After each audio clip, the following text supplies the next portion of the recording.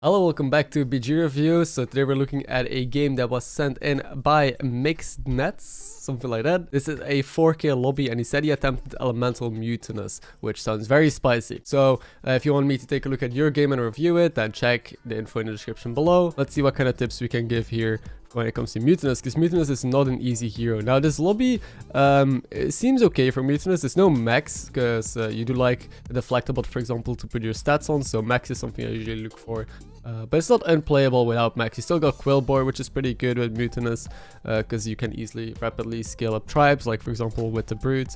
And he almost took Death Speaker, which I would kind of enjoy as well, but mutanus is fine here. Mutanus is just not in a great spot right now. The hero, without his buddy, it has felt pretty insignificant, the amount of stats that you can put on the board with his hero power. Now the biggest skill of mutanus is using your gold well, so I want to see how this gold is going to be used here. The 2-3 is fine. You could honestly just take the 3-1 here, because honestly, if you jam it up, it's a 4-2. 4-2 is more stats than 2-3. Or go with the Chroma Wing, buff that up, and then you get a big Chroma. You can spit that. But I think it's alright. It seems like he's reading the hero power.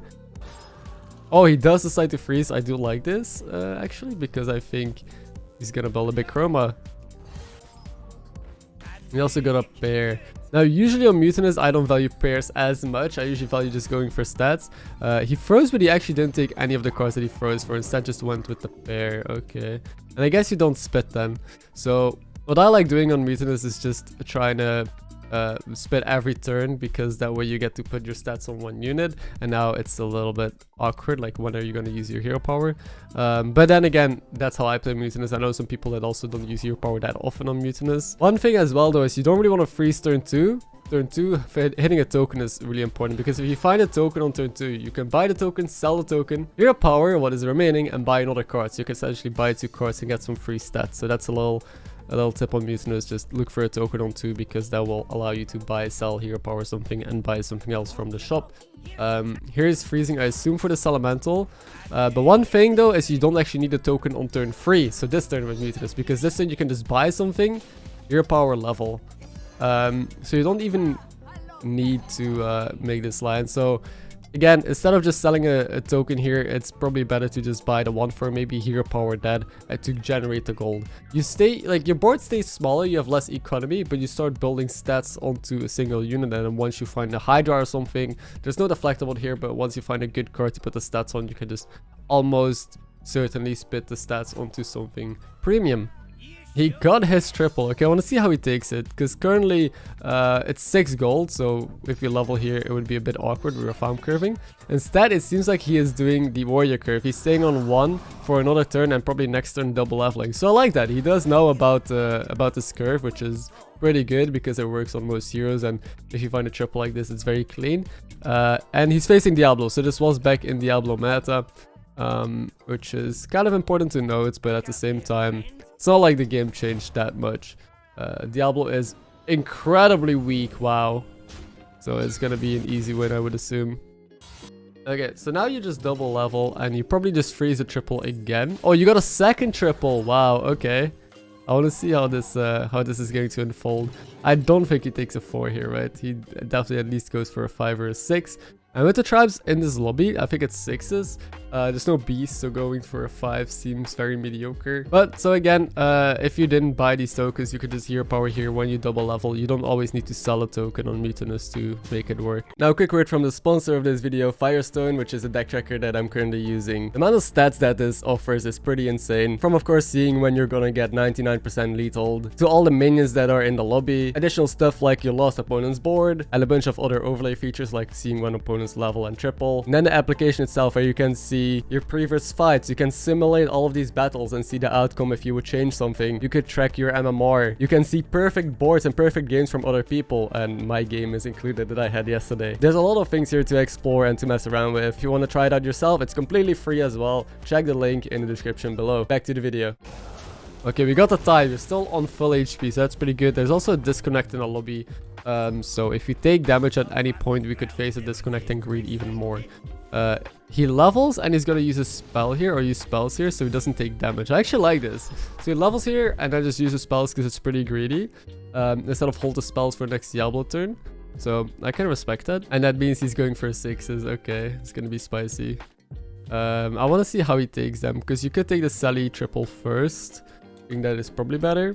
Oh, the cat is really strong. They tripled into a 4 and they're full Murloc. And they actually have a really strong Murloc board. Double Swolfin, Golden Honcho. They're high rolling. Wow. Okay, he does go with the Sally triple first, which I like. Now here's Spit. I want to see him spit instead of... Okay, yeah, so that's good.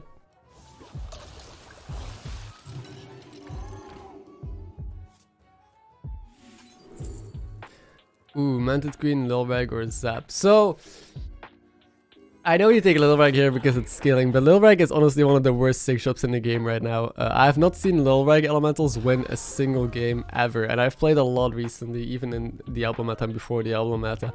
It's just too slow compared to what else is in the game, so honestly, Manted Queen might be better here. It gets 3 adepts already, and we can just play some sort of menagerie with mutanus and make it work. There are 7 in the lobby, you can just play some mishmash. But, I mean, we get a second triple, so if you get double Lil Rag or Lil Rag Genie, that could be a different story, because then the turn after we could level. Even though it's Diablo turn, we're still... Okay, I was about to say we're still pretty healthy, but because there was no damage cap, we actually took 20 damage. That is pretty insane. Against Katoon, luckily we won't die though, so Katoon shouldn't deal too much damage to us unless they're doing something weird. If we can maybe kill this Swolfin, right? We cannot, we take 9. Okay, we have to recover from 11, and that's another issue with Lil Rag. It's so slow at exploding and building up your board. So, and it's Diablo turn, so everything is kind of getting iffy. You probably want to play the Rockpool Hunter first before playing the Elemental, because you could get another Lil Rag here, and then you lose stats. So, buying just random Elementals here isn't that good, because you might lose out those stats. Plus you're tier 5. You bought a 2-drop and a 1-drop. Oh wow, this lag. Wait, where's the triple reward? Are we getting scammed? Oh, the game is just... Okay, freezing. Nice, perfect. But yeah, so buying just a random 2-drop and 1-drop. It's not even a lot of stats. These are very weak. Plus they only give like +1, +1, and +2, +2. So there's the second Lil Rag. So we actually got punished for this play. So, very important. Most of the time you want to first discover the triple and then see what happens next, because you might be losing out on a lot of stats or potential, or maybe, you know, you could roll better cards here. We have a free roll, so maybe if we took this roll, we were able to find 4 and 5 and 3-star elementals. Ooh, again disconnected. But maybe we're able to find more better elementals. So we have 2 gold left here. I wonder if he's still gonna make a play. Okay, he is. He sold Scallywag for Kripparrian. I actually like that. We have 2 goldens anyway. It's gonna scale up a bit. We can hero power it later. Yeah, sure, makes sense. And this dude just has 1 big Molten Rock, which we can deal with. I think we'll lose the fight still, but... Yeah, we lose the fight, but do we live? Or, yeah, we do live. Okay, we live by 1, so this is a very dodgy game. Again, there's a ghost that we can face. We don't, we face George. That's a bad matchup. I think it's kind of going bad. So, I want to know where you go from here, since we can't really level to 6 in this position. I do like... Oh wait, did he waste gold? Yeah, you were at 10 gold. So you want to first roll a bit or buy something, because this generates your gold. So we're at 10 gold, we hero power first, you basically waste the gold. That's not something you want to be doing.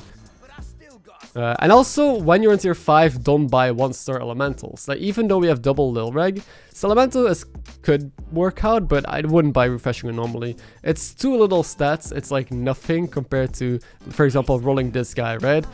Which is the same gold. This even saves you gold. It's just not worth doing mediocre plays. Maybe if we also have a major domo or more synergies, it could be worth it, but it's not. Also, I wouldn't have hero powered first. I would have hero powered at the end, because you might want to keep the Murloc, because it's actually a Divine Shield card. So, Divine Shield card. It's a Golden card, I mean. And we have a Gold Grubber. So you hero power the Golden card here, meaning Gold Grubber actually scales a little bit less. So in the end, maybe we could have scaled, or hero powered the Party Elemental or something like that. I'm wondering, he values keeping this over the 5/5. So I wonder if he's gonna do something with this, or if that was just he was playing too fast. Also, you don't want to roll here. He rolled here. If you have a free roll, usually you don't want to take it at the end of your turn, because otherwise you would have to freeze the shop anyway if there's something you like. So don't roll when you have a free gold left, rather just save it for next turn, because that way you might not waste the gold.